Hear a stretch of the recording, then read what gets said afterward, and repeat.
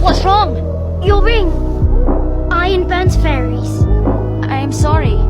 When I first touched that human boy, I was accidentally burned by the ring on his finger. Seeing what happened, he quickly apologized and even took off the ring and threw it far away. Watching him panic made me burst into laughter. Later, I allowed him to touch my wings, and we often played together in the enchanted forest. But as time passed, our friendship slowly began to change. After he gave me a necklace, I realized I had fallen in love with the human boy standing before me. When I turned 16, he gave me a kiss and called it true love's kiss. But after that, he suddenly disappeared without a word. Years passed, and he never returned. I often wandered through the forest alone, reliving the memories we had shared. Then one day, he finally came back as a grown man. That unexpected reunion instantly washed away all the resentment I had carried for so long. We held each other beneath the night sky as if no time had passed. But soon after, he handed me a vial of poison. Once I drifted into a dazed sleep, he pulled out a dagger. When I woke up again, he was gone. Then I discovered that my wings had been cut away. The moment I realized what had happened, I cried in agony. His betrayal pierced my heart like a blade. My screams echoed throughout the entire enchanted forest. Meanwhile, that man brought my wings before the king and traded them for a crown and a princess. After losing my wings, I did not rush to seek revenge. I picked up a fallen branch, transformed it into a staff, and used it to support myself as I stumbled forward. By then, my heart was already dead. Even the enchanted forest had lost its former vitality. The next day, I turned a raven into a human and made him my spy. I wanted to know why that man had been so heartless. By then, he had already been crowned king and married the princess. The raven reported everything to me. After learning the truth, there was no mercy left in my heart. My rage rose to the heavens. Although I had lost my wings, my desire for revenge multiplied my powers many times over. As I gazed into the distance, I wanted only one thing: to make him feel the same despair and pain he had given me. One day the raven returned with news. The king and queen had welcomed a child and would soon hold a grand celebration. Grand celebration for a baby. How wonderful. Before long, the day of the celebration arrived.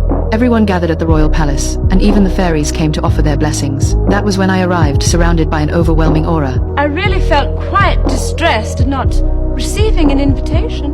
You're not welcome here.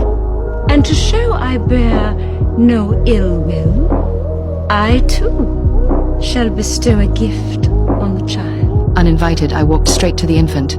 Before the sun sets on her 16th birthday, she will prick her finger on the spindle of the spinning wheel and fall into a sleep like death, but only by true love's kiss. Soon afterward, the king ordered every spinning wheel in the kingdom confiscated and burned, while the rest were locked away forever in the castle dungeon. He then entrusted the princess to 3 fairies, commanding them to hide her in a remote place and bring her back only after 16 years, and one day had passed safely. But I knew all about it. I often went to frighten the young princess, yet every time I did, she only laughed with delight. I hate you. Beastie. The 3 fairies, however, had no idea how to care for a child, and often left her crying from hunger. It's going to starve with those 3 looking after it. To ensure my curse would take effect when she turned 16, I sent the raven to deliver flower nectar to her at night.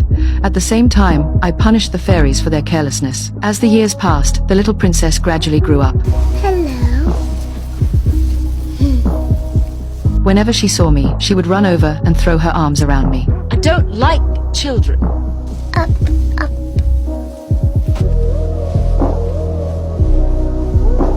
Though I hated humans, I could never bring myself to hate her. In the blink of an eye, she became a young woman. She was curious about everything. One day, I saw her playing near the wall of thorns and kindly guided her through it. After seeing my true appearance, I expected her to scream in fear. Instead, she greeted me with a bright smile. I know who you are. You're my fairy godmother. You've been watching over me my whole life. I've always known you were close by. From then on, the princess often came to the forest to play. Watching her laugh and play with the fairies would bring an involuntary smile to my face as well. One night, as I looked at the sleeping princess, I found myself wanting to take back the curse. But once a curse takes hold, it cannot be undone. The only way to break it is with true love's kiss. By coincidence, the day before her 16th birthday, she met a prince who had traveled from afar. They fell in love at first sight and quickly grew close. For the first time, I saw hope. With the prince's true love's kiss, even if the princess fell into an enchanted sleep on her birthday, she would awaken soon after. But on the day of her 16th birthday, the 3 fairies accidentally revealed the secret they had hidden for years. The princess was stunned. She could not believe that the fairy godmother, who had always cared for her, was the very one who had cursed her. She ran into the forest and demanded answers from me. When I admitted the truth myself, her heart shattered completely. Disappointed and heartbroken, she returned to the castle. I thought her family would comfort her. Instead, the king ordered her locked away the moment he saw her. But that day was her 16th birthday. As soon as she entered the room, a sharp pain shot through her finger. Then, as if under a spell, she opened a hidden door and walked forward like someone who had lost her soul. Step by step, she made her way toward a secret chamber filled with spinning wheels. At the same time, I found the prince and raced toward the castle in a frenzy. I had to stop the princess before the curse came true, but I was too late. Driven by the curse, she was already standing before a spinning wheel. Without hesitation, she reached toward the sharp spindle. The needle pierced her finger, and she immediately fell into a sleep that looked like death. When I arrived, guilt consumed me. I told the prince to kiss her. But how could two people who had only met once truly be in love? As I looked at the scene before me, I was overwhelmed with regret. I should have understood long ago that true love does not exist. You stole what was left of my heart, and now I've lost you forever. I swear, no harm will come to you as long as I live. Then I leaned down and gently kissed the princess on the forehead. But just as I turned to walk away, a miracle happened. Hello, godmother.